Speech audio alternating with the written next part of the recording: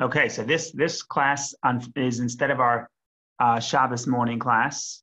So I guess the good news is that it's not easy for everybody to come Shabbos morning, but on Friday morning you could just get on your phone. It's easier to come here, so that's a good thing.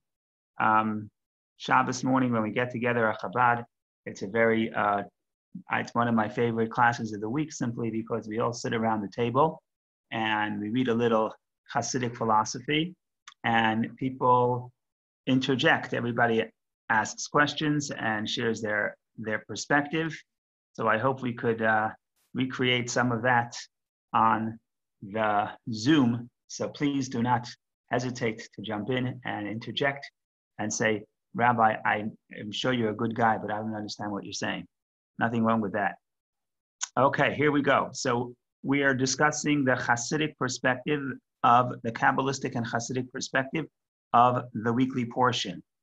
The bad news is there's not that much drama in the weekly portion. The good news is that there's a lot of Kabbalah in the weekly portion. So what is the story? The story just, we mentioned it yesterday a little bit. We're just continuing to discuss how the Jewish people are camped in the desert and how they're getting ready to travel to Israel. And specifically, we're talking about how last week we discussed how the Jewish people the Israelites set up around the tabernacle. The temple was in the center, and the various tribes were around the tabernacle. And this week we primarily are talking about the Levites, the Leviim, who who camped around the temple, between the temple and the Jewish people. And there were 3 families of Levites, and each family had a different job in transporting the temple, which was portable. The temple they built in the desert was portable, and that's what we read about. We'll read about it tomorrow. If not in the synagogue, then at least we can read the Bible, read the Chumash, and that's the story.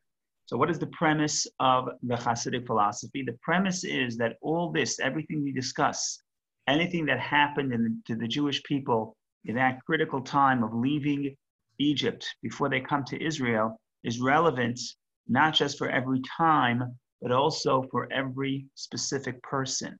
In other words, the Torah is true. The Torah applies historically. It also applies to the nefesh, the soul of man. Within every person, all the phenomenon that the Torah describes is relevant. So in other words, we too travel through a desert. And if we're going to travel through a desert, we too need to build a tabernacle, build a mishkan, a dwelling place for God. And the way we make a dwelling place for God is through the Levites. So what this Hasidic discourse does, I'm just going to give you sort of a bird's eye view, and then hopefully we'll read a few lines inside. We'll get the flavor, because I don't want to stand in between you and the language of the Hasidic teachings. This is a discourse by the Rabbi Shalom Ber, the 5th Chabad Rebbe. So I don't want to stand in the way. So I'm trying to just give a sort of an introduction, an overview of what he's going to talk about. And then I'll try to read a little bit and translate. And then we could hopefully open it for discussion and see whether or not this is relevant or how it's relevant to us in 2020 in Corona in Greenwich. Okay, here we go. So the first thing we have to think about is the Jewish people are traveling through the desert. So what is a desert? That's the question. That's the question that this discourse is trying to address. Traveling through the desert, let's define desert. And I don't mean a physical desert. Physical desert, you go to the Sahara or go to the Negev in Israel. Beautiful place to be, provided you're not there during the day when the sun is baking. Evening is a good time to be in the desert. So that's the physical desert. What's the spiritual desert? And what's interesting here is that there's going to be 2 layers of explanation of what spiritual desert is. The first layer, it's going to be something negative. And that's why we have to travel through the desert, because we have to correct and elevate and bring life to the desert. And of course, applying that to our soul, there is the idea that there is a desert within our soul. Part of our soul is a place of civilization. Part of our soul is a place of agriculture where things can grow, where ideas can flourish. But then there's a part of our soul, I don't want to say our soul, part of our psyche, part of our inner life that is barren, and it's not it does not support any life. Sometimes you go into that zone and you know, if I'm here, I got to get out of here, because if I'm here, nothing good's going to come out of here. That's the spiritual desert. So we're going to define the spiritual desert. But what's very interesting from the Kabbalistic perspective, and this is a principle that the Kabbalah elaborates upon in many places, and that is that very often something that's very negative in this world, that actually has a very deep source in spirituality. So in other words, the lower something is in this world, the higher its source is. So once we finish defining what the desert is in the spiritual sense, the negative desert, then we go a step deeper and we say, yes, the desert is a negative place, but what is the spiritual source of the desert? And the spiritual source of the desert is actually going to be intense holiness. So it's very interesting from the Kabbalistic perspective. It's very hard to judge, because the lowest is rooted in the highest. Something that is very low in this world is actually, the source is very high in the next world. It's in the spiritual worlds. It's just that somehow it's been corrupted. And because it's been corrupted, now the negative expression of this concept is very negative, right? If you have something that's not so potent, how much damage could it cause? If you have something that's very potent, but then you abuse it, or then it's abused, or it's disconnected from its source, then the damage could be much more powerful, much stronger. So that's the journey we're going to start. Again, this is not even the entire discourse. This is just the beginning. It's an analysis of what is the concept of the desert within the human soul. We're going to start with the negative sense of the desert, because everybody, if this is not you, then you should sign off. It's not for you. But if you're only wholesome in your soul, if everything is perfect and there's no negativity in your soul, you signed on to the wrong Zoom class. I'm sure there's another Zoom class for you. There's many Zoom classes, so you can go to another one. But if you're like most people, there's some degree of negativity within your soul, within your inner life, some degree of things that are destructive, not constructive, then you ended up on the right Zoom by divine providence. So we're going to describe a little bit what the desert looks like. And then if you stick around long enough, we're also going to talk about the spiritual root of the desert. So when we're going to define that we each have to travel through our desert with the temple to try to correct our desert, to try to bring holiness into those areas of our inner life that is more desert-like, there's a deeper meaning. And the deeper meaning is that if we do so, we actually can tap in to the potential of the unholiness.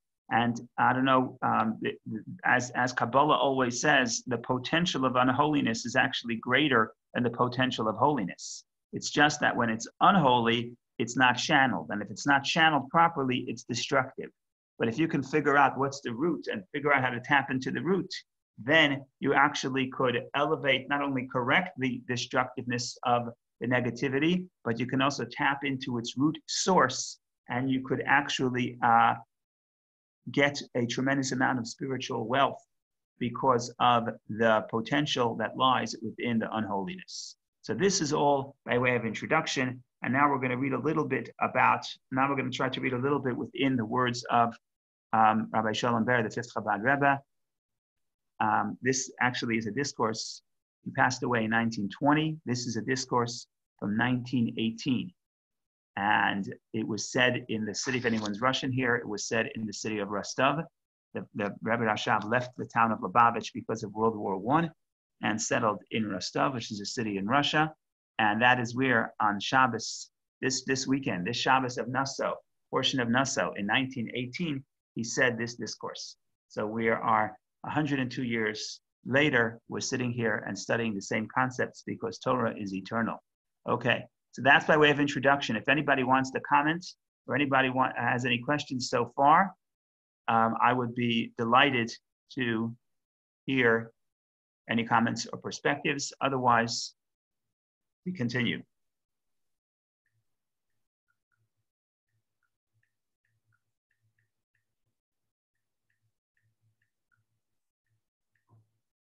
Okay, I'm going to read a little. It's a little poetic, and then we'll try to describe, and then the Rebbe gets back to explaining what the inner meaning here is. So here we go. If you have, I'm going to read in English, but I'm going to try to stay loyal to the Hebrew. Here we go. So there's a verse that describes the great desert where Moshe talks about when Moshe tells the Jewish people in Deuteronomy, when he's repeating the story to the Jewish people 40 years later, he talks about how the Jewish people traveled through the desert. And he describes the desert is Hamidbar, the desert, Hagadol v'Hanoira. That's great and awesome. And then he says, there are snakes, there are scorpions, there's thirst. But he does say great and awesome. Now, of course, great and awesome could mean negative. But from the Kabbalistic perspective, if you look around the Torah, when the Torah uses the term great and awesome seems like very powerful and very positive. So this is an indication that the desert has a component, even though a desert is a place where there's scorpions and there are snakes and there's thirst, but there is a component of awesomeness, of a praise. There's something praiseworthy within the desert. There's a certain beauty within the desert, and that's what Moshe describes the desert as, something that is awesome and great. So we start explaining, how do you define a desert? So a desert is a dry place. There's no water, and because of the great heat, the heat burns out any of the moist that's in the earth, to the extent that you cannot plant anything in the desert. Even if you plant, nothing is going to grow because the earth has no moist at all. It's completely dry. Most animals can't survive in the desert because it's too hot. Certainly people, very difficult for people to survive in the desert, unless you're a Bedouin, I guess. So the desert, when you look around in other areas, you see that the earth has minerals, has water, there's growth, there's vegetation. There's very little of that in the desert. So you're looking at a desert, you see a desert is a land that does not sustain life, does not give forth any vegetation. And even so you have, the world could be divided into 4 kingdoms. That's what the early philosophers divided the world into 4 kingdoms. They say there's the mineral, which is earth or water, etc. Then there is the vegetation, and then there's the animal, and then there's a human.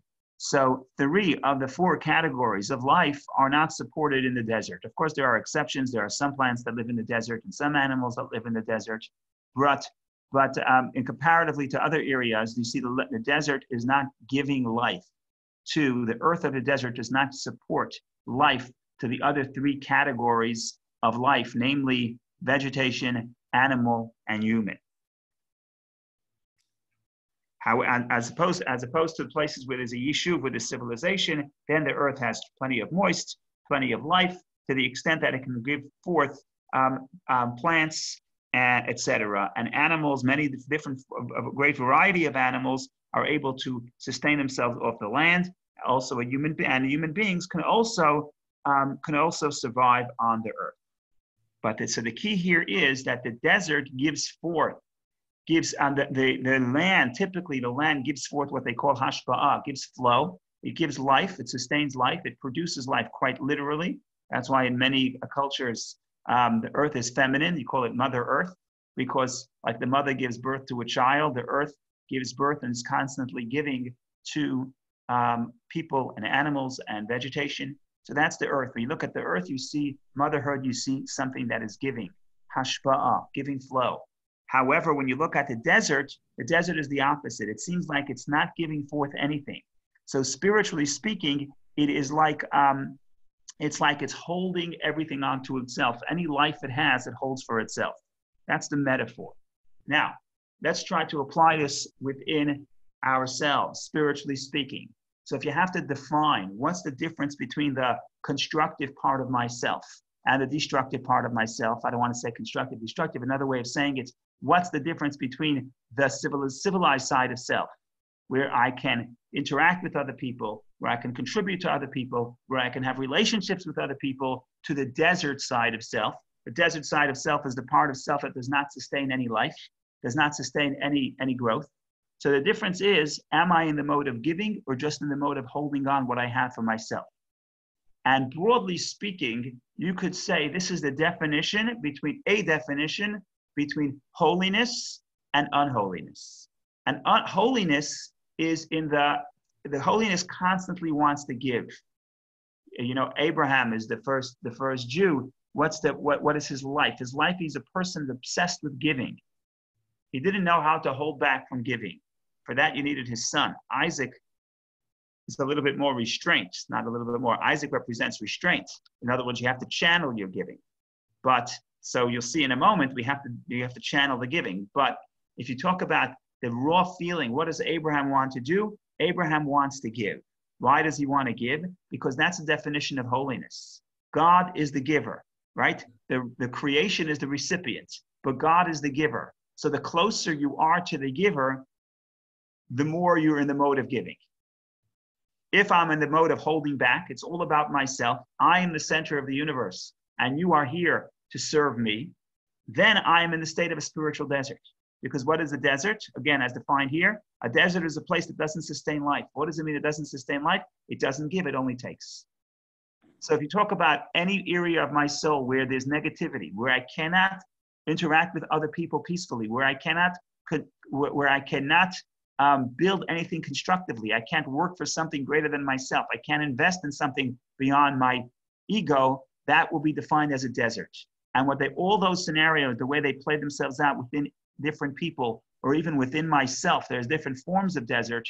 But what they all have in common is that in the mode, when I'm in the mode of the spiritual desert, I'm in the center, and everything else has to serve me. And I'm not interested in going beyond myself, not going beyond how I feel at this moment. That is the essence of spiritual desert. And that's the opposite of the definition of holiness.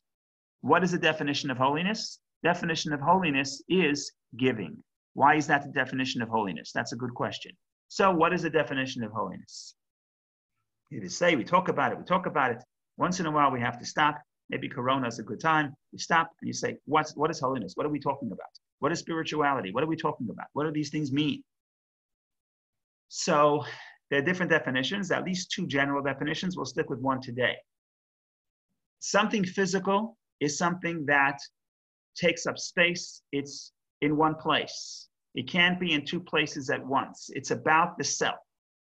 So if I have a cup here, the cup is here. I don't know if you see it, but the cup is here. If it's here in my hands, it can't be elsewhere. It's physical. It's about itself. Wherever it is, that's where it is. Okay. What's the definition of spiritual? A definition of spiritual is something that's not trapped by the physical. In other words, anything that can go beyond itself. So the moment I'm not about myself, I could transcend the limitations of self. That's when I touch spirituality. So if I give to you, what am I doing? Seemingly, you would say every created beings are into survival, right? Every creation is into the most basic instinct of a creation is the instinct for survival. That's the physical side of self wants to survive. Survive means I want to be here. I want to be within myself. But the soul, what does the soul want? The soul is not interested in survival. What the soul wants is transcendence. It wants to escape the self and it wants to go and connect to somebody else.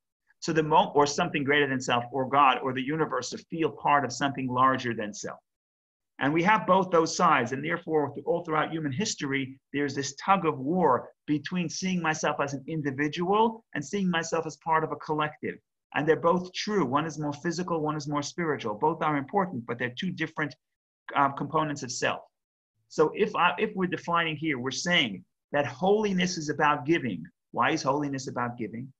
Holiness is about giving because holiness is about transcending the self, going beyond myself, connecting to somebody else. Unholiness is about self. So unholiness is desert. Unholiness is about me. You're just here to serve me. So I have to take you on a date only because I don't want to sit and eat alone. So I need you to sit and laugh at my jokes. So you're not here. You're not here because I want to connect to you. You're here because I need you to laugh at my jokes. Okay, so that's the definition of desert. That's the definition of unholiness. Where I'm taking, I'm not giving. What's so bad with taking? What's wrong with taking is not only that it's not polite. What's wrong about taking is that you're going to move into yourself. Yourself is physical. Spiritual is transcending yourself. And therefore, the moment you go and you give to somebody else, all of a sudden you feel elated, you feel happy, you feel joyous. How is that possible? Because you're touching the soul. And the soul, that's what it wants to do. It wants to transcend. So hopefully what we did so far is we defined what the definition of the desert, the spiritual desert is. The spiritual desert is focus on the self and have no concern for anything outside of self, have no concern for sustaining other forms of life. Just like the desert earth does not sustain vegetation or animal life or human life, again, generally speaking, there are some exceptions, so too, the spiritual desert is the part of me who does not concern itself with anyone outside of me. And you're only here to the extent that I need you to serve me. And that's unholiness, because unholiness is the opposite of giving. And holiness is the opposite. Holiness is, I'm not a desert, it's civilization. What is civilization? Civilization is always, there has to be interaction. Civilization is a place where people get together and they are interlinked, they're integrated. And therefore, civilization is this beautiful concept that not everybody has to do everything. You can grow potatoes, the other person will grow peppers, and I'll be a shoemaker, and the other person will be a blacksmith. And everybody does something, but everybody's interconnected because everybody is both giving and taking. That's civilization. That's holiness. So that's the idea here of the spiritual desert, the part of self that's completely concerned with self. That's the core of the ego. That is the source of all unholiness within ourselves.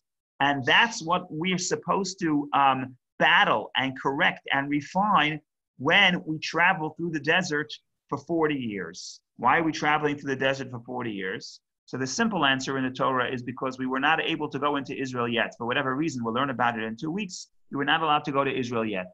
So if you can't go into Israel, well, hang out in the desert. Well, that is not the full answer, because if that's the case, you don't have to hang out in the depth, in the midst of the desert. You could hang out at the borders of Israel or at the borders of civilization. Why do you have to be within the desert? So the Kabbalah and Chasidic philosophy explain that when the Jewish people take the ark and they bring it into the desert, what they're doing here is they're weakening the power of the spiritual desert collectively for the entire world. And that allows for us that we too, in our own life, we also do the same thing. We take the Torah. What's the temple? A temple is a house for the Torah. We take the Torah and we study Torah. So we're bringing the Torah to our desert. We bring the Torah to our desert, then our life is less about ourselves, more about giving. We transform the desert to a place of civilization. Now you have 40 years and 42 steps, because it's not so simple to transform the desert. So we can talk about that some other time. But the general idea is that we too are bringing our ark, the Torah, into the desert, and hopefully that changes our perspective, and that allows for our transforming desert land into civilization. So that is generally the first definition of desert, which we defined as unholiness, as taking the flow for self instead of sharing the flow with others. And that makes that puts someone in the category, that experience is an experience of spiritual desert and destructive, because ultimately you cannot have civilization or any type of relationship if I am desert-like, meaning I am completely and ultimately self-centered. So that's the conclusion of the first point, the negative desert, and how we have to work to transform it. We'll open up the floor. Hopefully people want to share something.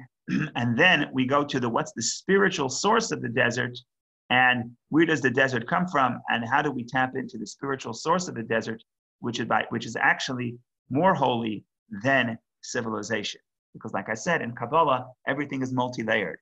And what looks to be lower is true. It's lower in this world, but it's in the spiritual source, it's actually higher. So ego and being self-centered in this world is negative, but in its source is actually positive. So we'll get to that in a minute or two. But if anybody wants to share or disagree or argue or just make a joke or kvetch or anything else you want to do, now is the time. Cheers, l'chaim.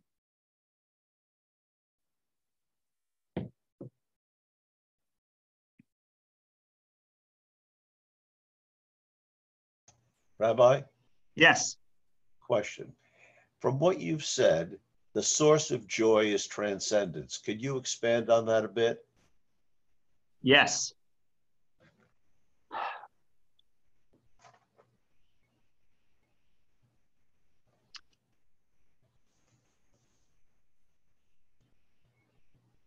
If you look at the human soul, when you're sad, you feel heavy. You become sluggish. Not you. You're never sad. I mean, not that I see.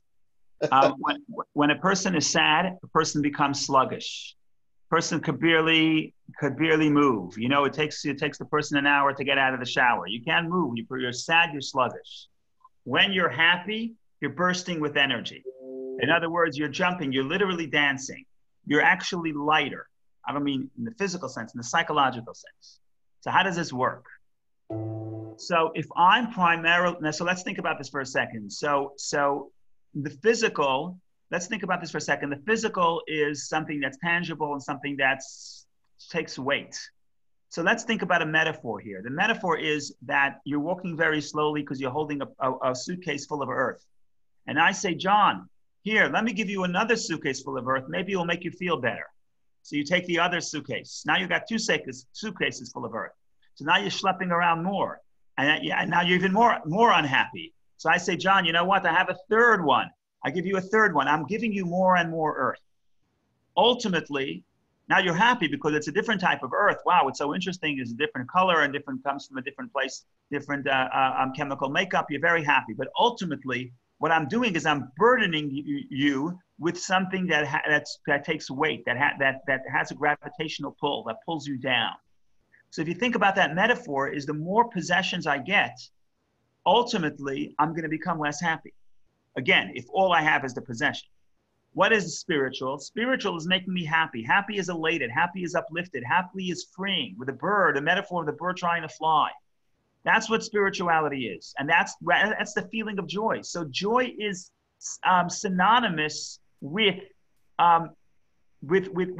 not being pulled down, with transcendence. It's like dancing is going out of yourself. Now, I have nothing against material possessions, but if the material possessions are not imbued with with spiritual life, ultimately it's going to cause more worry, more anxiety, more jealousy, because that's the way it is. It's physical, and physical things are going to pull you down. And joy comes from the soul soaring upward.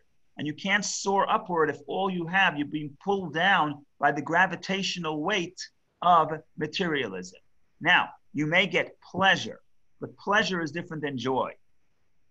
We could discuss this now or another time, but again, you could have the material possessions and be joyous, but that's only because you imbued them with spirituality. But if all you have is materialism and you have no sense of spirituality in your life, so the first few decades of your life, you're not happy, but you think it's because I need more. And the more possessions I will have, ultimately the happier I will be. And then you reach a midpoint, whenever that is. It could be 40, it could be 47, it could be 50.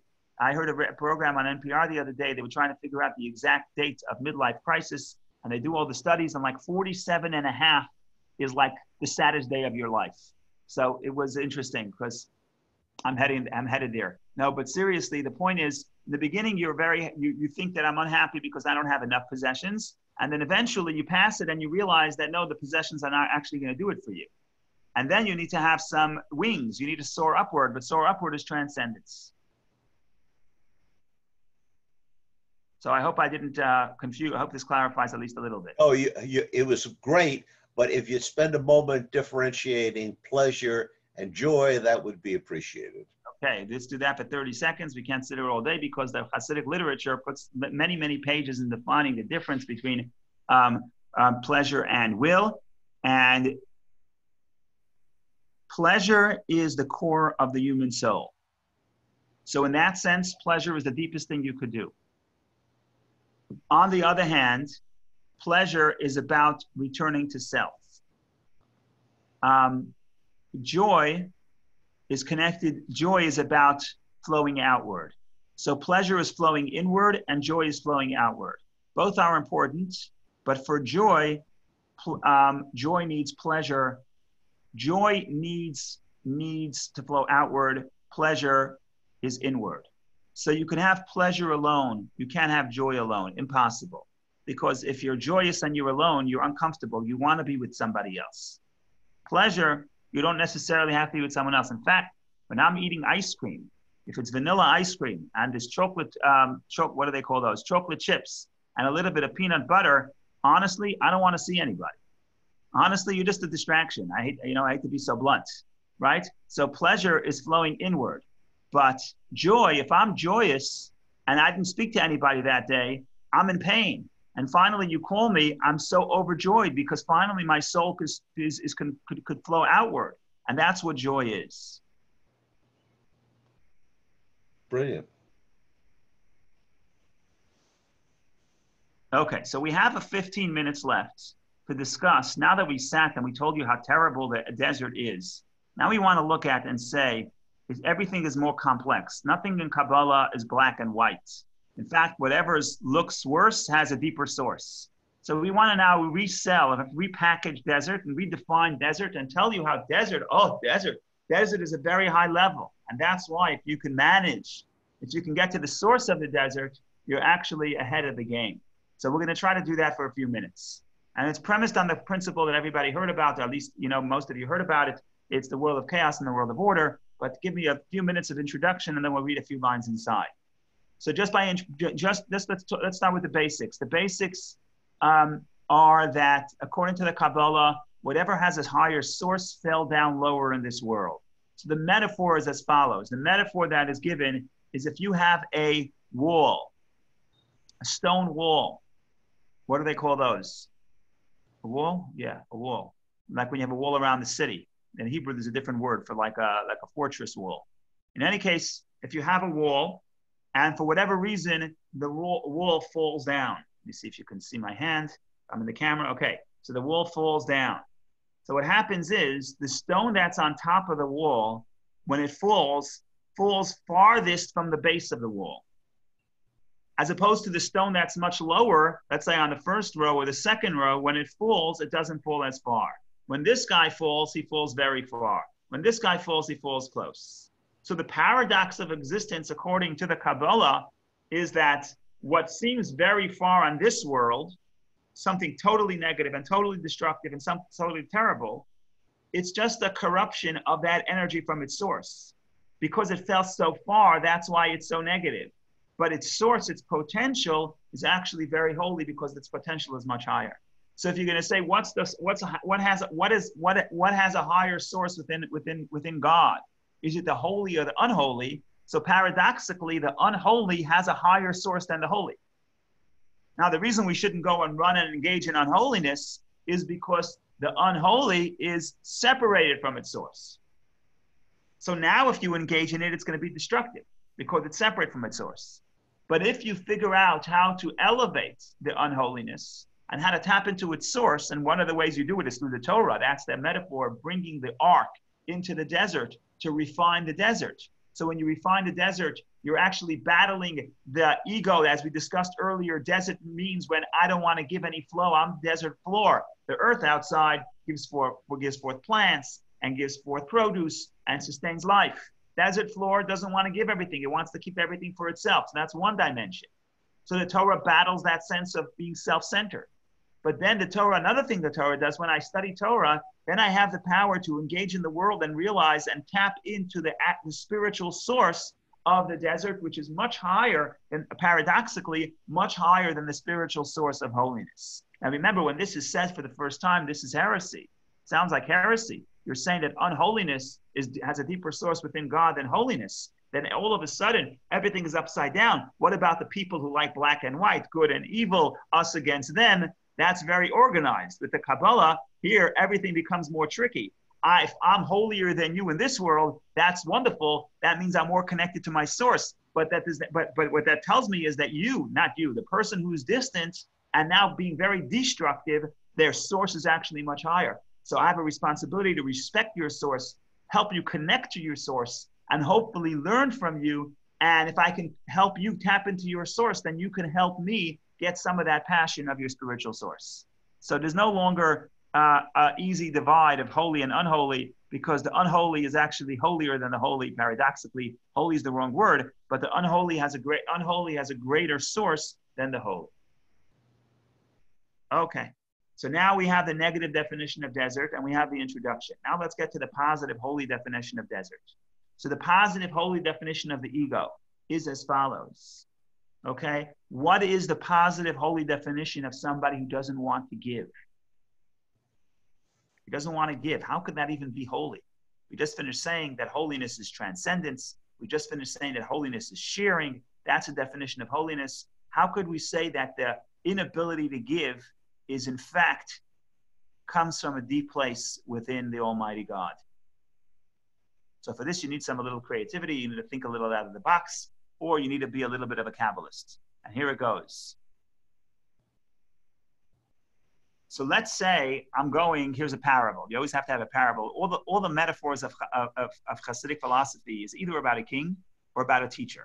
So here we go about a teacher. So let's say I'm a student and I want to go to a lecture to learn something new. I don't know anything about it. Quantum mechanics. I go to the lecture. I hear something. I come home. Alejandro asks me, "Nu, what did you learn?" So I tell you what I learned. So I'm not going to be egotistical, right? If I'm a negative desert, I say, "You, who are you? I don't care. I'm too busy eating my ice cream or enjoying my spiritual ice cream, enjoying my thinking about quantum mechanics. I don't care about you." That's if I'm a negative desert. But if I'm holy, I'll say, "Yeah, of course, I'm happy to share. Why not? I'm a good guy. I'm holiness. I'm transcendence. I want to connect to you. I'm happy to share." Okay. Now, ladies and gentlemen, what happens if I didn't go home. I'm actually sitting in the middle of the lecture and I'm focusing on the words of the great professor who's actually has an intense light.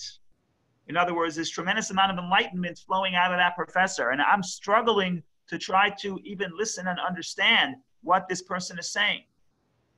Now you tap me on the back and you say, "Could you please tell me what the professor is saying?" And I say, "I can't." Why can't I?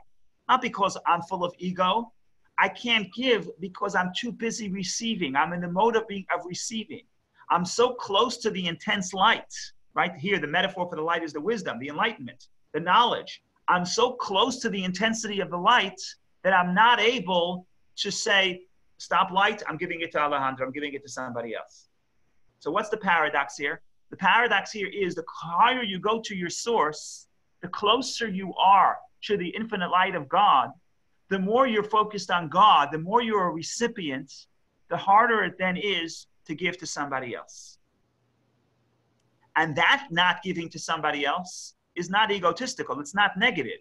It's not that I'm not sharing with you because I'm focused on self. I can't share with you because I'm overwhelmed by the light.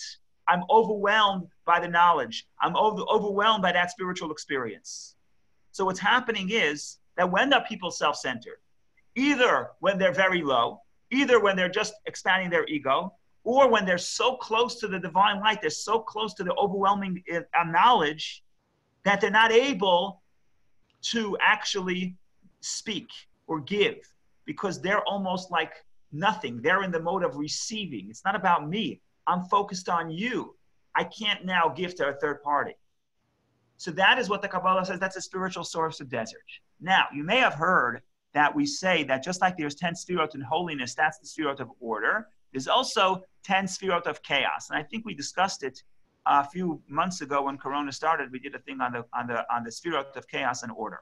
So what is chaos? We say chaos is where the different components of the soul don't speak to each other. So kindness wants intense kindness, and anger wants intense anger, and that's where you get chaos. And if someone is a child, is that you see that with emotions of children. Children, when they want something, they want it 100%. When they cry because they didn't get their candy, they cry like the world has come to an end. Children's emotions are very chaotic in the sense that it's black and white, and they can shift from one to the other very quickly. An adult, it's very hard for an adult to get that intensity of emotion, because if something bad happens to the adult sees it's bad, but it's not that bad. Something good happens to an adult, it's good, it's not that good. Okay, you brought me ice cream. How exciting is ice cream? My kids, ice cream, oh my God. It's like in the end of the world. They're in the present. They're completely engaged in this desire. So when you have chaotic emotions, they're very intense and they don't talk to each other. So for example, if part of you, so for example, if you're trying to create a corporation or anything, you're trying to create a group and you have different people on the group. One person is very creative and one person is very disciplined.